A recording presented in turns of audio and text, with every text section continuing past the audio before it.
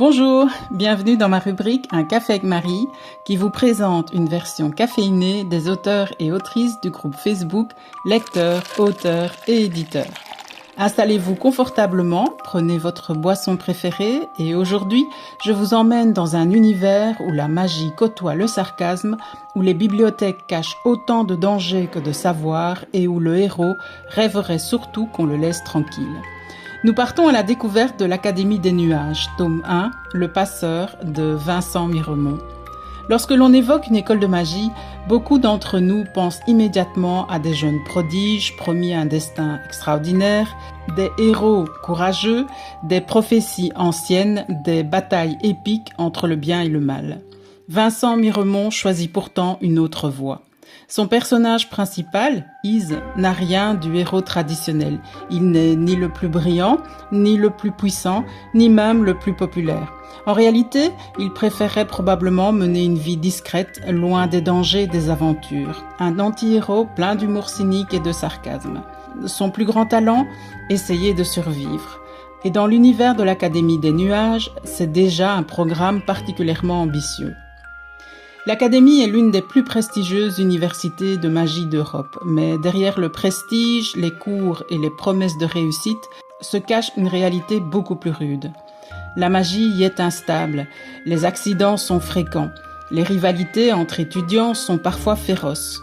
Quant aux créatures qui rôdent aux frontières du monde connu, elles voient souvent les apprentis mages comme un repas particulièrement appétissant. Autant dire que les études supérieures prennent ici une saveur un peu particulière. Ce qui frappe immédiatement dans ce roman, c'est le ton choisi par l'auteur. Vincent Miremont revendique l'influence d'auteurs comme Terry Pratchett, maître incontesté de l'humour et de la satire dans la fantasy, mais aussi celle de Naomi Novik et de sa trilogie La Scholomance. Le résultat est un récit qui mêle aventure, mystère, humour grinçant et regard parfois très lucide sur les mécanismes sociaux. Car derrière les créatures fantastiques et les cours de magie, l'auteur glisse également quelques réflexions sur la place de chacun dans la société, sur les privilèges, la méritocratie, les apparences et les jugements que l'on porte trop rapidement sur les autres. Mais rassurez-vous, tout cela se fait avec légèreté et sans jamais transformer le roman en leçon de morale. L'objectif premier reste de divertir et le divertissement est bien au rendez-vous.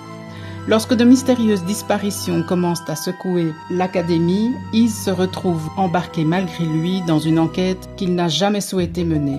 Il va croiser la route de compagnons aussi attachants qu'imprévisibles, notamment l'Elwen, une demi-elfe au caractère bien trempé, et Elbert, un prodige de la magie aussi populaire qu'excentrique. Ensemble, ils vont tenter de comprendre ce qui se cache derrière les événements inquiétants qui frappent l'établissement.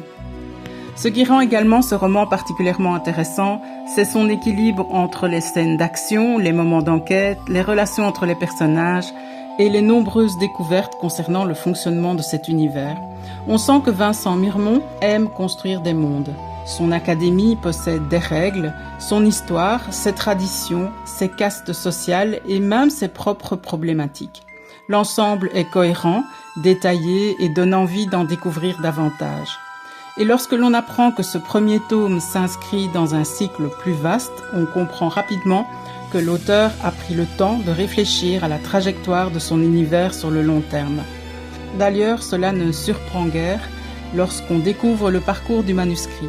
L'Académie des Nuages est le résultat de nombreuses années de travail, de réécriture et d'améliorations successives.